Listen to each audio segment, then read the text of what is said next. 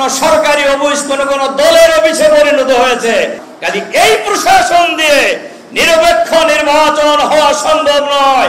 ফ্যাসিবাদের ভূত যদি সরকারের ভিতরে থাকে, প্রধান উপদেষ্টা আপনি যতই চেষ্টা করেন আপনি সফল হতে পারবেন না। আলহামদুলিল্লাহ রাব্বিল আলামিন, আসসালাতু ওয়াসসালামু আলা রাসূলিহিল কারীম ওয়া আলা আলিহি ওয়া সাহবিহি আজমাইন। জুলাই বিপ্লবের প্রত্যাশা, প্রাপ্তি এবং করণীয় শীর্ষক আজকের এই সেমিনারের এবং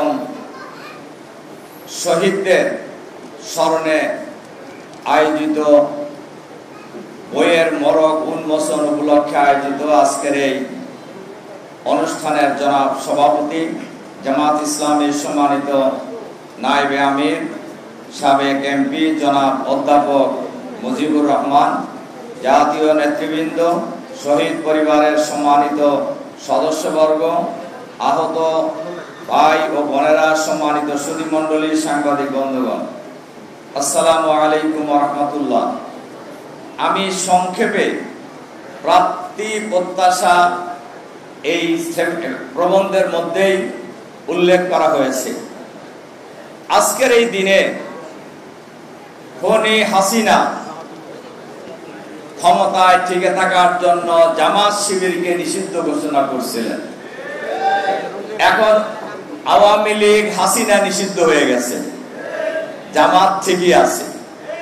বোঝা যায় যে নিষিদ্ধ করে কোনো আন্দোলন দমন করা যায় না, নিষিদ্ধ করে পতনও ঠেকানো যায় না।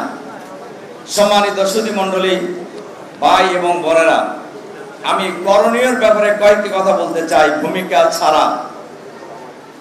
জুলাই বিপ্লবে যারা শহীদ হয়েছেন, আমরা শুরু থেকেই কাউকে দলীয় বিবেচনায় বিবেচনা করিনি। জামাত ইসলামীর আমির ডক্টর শফিকুর রহমানের পরিকল্পনায় আমরা প্রত্যেক শহীদ পরিবারে, উনি নিজেও গিয়েছেন, আমরাও গিয়েছি, এবং 2 লাখ করে টাকা আমরা প্রত্যেক পরিবারকে আমরা প্রাথমিকভাবে সহযোগিতা করেছি। এবং আহত শহীদ পরিবারের পাশে জামাত সবসময় ছিল, আগামী দিনেও থাকবে ইনশাআল্লাহ।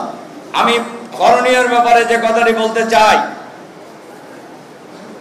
6 সালের 28 অক্টোবর পল্টন হত্যাকাণ্ড, বিডিআরের হত্যাকাণ্ড, শাপলা চত্বরের নিরীহ আলেম ওলামাদেরকে নির্বিচারে হত্যাকাণ্ড, জুলাই বিপ্লবে হত্যাকাণ্ড, জামাত ইসলামীর তদানীন্তন আমির শহীদ আমিরে জামাত মাওলানা মতিউর রহমান নিজামী সহ যত নেতৃবৃন্দকে খুনি হাসিনা হত্যা করেছে, সকল হত্যাকাণ্ডের বিচার দ্রুত শেষ করতে হবে বাংলাদেশের মাটিতে। এবং জামাত নেতৃবৃন্দকে বিচারের নামে যারা হত্যা করেছে, এই হত্যাকাণ্ডের সাথে খালি হাসিনাকে ফাঁসি দিলে হবে না, এই বিচারের সাথে যারা জড়িত বিচারপতি, প্রসিকিউশন, তদন্ত কর্মকর্তা, মিথ্যা সাক্ষী দাতাদেরকে অবিলম্বে গ্রেফতার করে বিচারের আওতায় আনতে হবে। তার কারণ এরা খুনি, খুনিদের কোনো ক্ষমা নাই। সরকারের কাছে বলবো, সরকারের ভিতরে বাইরে যে ফ্যাসিবাদের দোসর আছে তাদেরকে অবিলম্বে চিহ্নিত করতে হবে, গ্রেফতার করতে হবে, এবং না হইলে সরকার সফল হতে পারবে না। ফ্যাসিবাদের ভূত যদি সরকারের ভিতরে থাকে, প্রধান উপদেষ্টা আপনি যতই চেষ্টা করেন আপনি সফল হতে পারবেন না। কাজে ফ্যাসিবাদের ভূত আপনার আশেপাশ থেকে সরাতে হবে। 3, বাংলাদেশের মানুষ প্রায় 20 বছর হলো ভোট দিতে পারে না। ভোট, মানুষের ভোটাধিকার নিশ্চিত করতে হবে। এজন্য 2টা জিনিস খুবই প্রয়োজন। লেভেল প্লেইং ফিল্ড তৈরি করতে হবে, সবার জন্য সমান অধিকার নিশ্চিত করতে হবে, আর আইন শৃঙ্খলা পরিস্থিতি উন্নয়ন করতে হবে। আমরা লক্ষ্য করে দেখছি কোন এলাকায় ইতিমধ্যেই কোন সরকারি অফিস কোন দলের অফিসে পরিণত হয়েছে। এইটা সরকারের কাছে আছে, এ খবর সরকারের কাছে নাই তা নয়। কাজে এই প্রশাসন দিয়ে নিরপেক্ষ নির্বাচন হওয়া সম্ভব নয়। যেন তেন প্রকারের নির্বাচনের জন্য এই শহীদরা জীবন দেয় নাই, আহত হয় নাই। আজকের এই সমাবেশে আমরা সরকারের কাছে আহ্বান জানাবো, মানুষের ভোটাধিকার নিশ্চিত করার জন্য কার্যকর করার ব্যবস্থা গ্রহণ করুন। আমাদের স্বরাষ্ট্র উপদেষ্টা মহোদয় বারবার বলছেন আমরা নির্বাচনের জন্য প্রস্তুত। কি প্রস্তুত? আপনি আইন শৃঙ্খলা ঠিক করতে পারেন না, আর আপনি নির্বাচন করবেন সুষ্ঠু? এজন্য আমরা সরকারের কাছে ব্যাপারে আহ্বান জানাবো। আরেকটা আহ্বান জানিয়ে আমার কথা শেষ করতে চাই। জামাত শুরু থেকে বলে এসেছে শহীদ পরিবারের প্রত্যেক পরিবার থেকে যোগ্যতা অনুযায়ী একজন করে সদস্যকে সরকারি চাকরিতে নিয়োগ করতে হবে।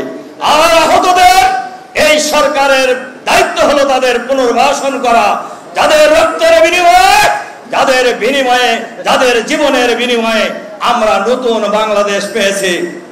ইউনূস সাহেব আপনি প্রধান উপদেষ্টা হয়েছেন, অনেক উপদেষ্টা সাহেবরাই আন্দোলনে কে কি ভূমিকা রাখছেন আমরা জানি, কিন্তু আমরা কিছু বলিনি যে আপনারা দায়িত্ব পালন করেন।